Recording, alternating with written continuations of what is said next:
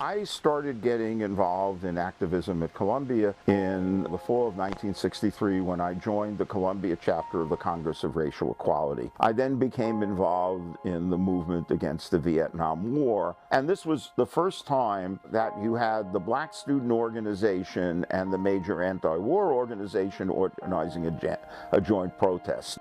That took the form of an occupation of 5 buildings that ended up lasting for 7 days. Before the police were brought in to clear it out, they not only pulled students out of the buildings, they beat up a lot of bystanders. And then the whole school went on strike.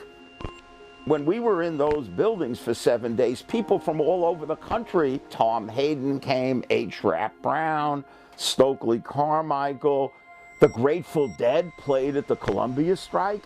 This captured the imagination of people all over the country who started imitating it. And it looks like the same thing happened with the occupation at Columbia. It triggered occupations all over the place. We are trying to build on history. We are trying to build on what we learned from 1968. We seek to learn from their passion and their hope and why they were anti-war at the time.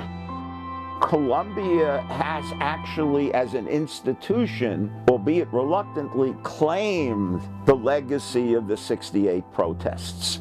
For the 40th anniversary, it was officially sponsored by the Columbia president.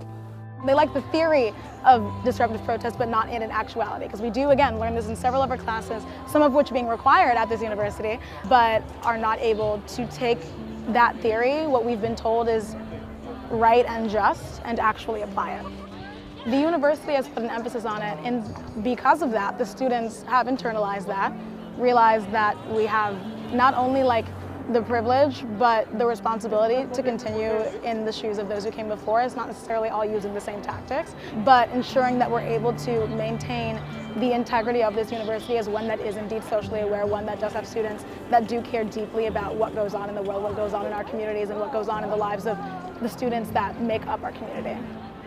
I think that the university is essentially telling its students that we should learn about the movements of the past, but we shouldn't learn from them. But I do think that that's what education is for, right? It's to frame the way that you look at the world. It's to allow you to move through the world and act in accordance with morals and values that match the education that you've gotten thus far.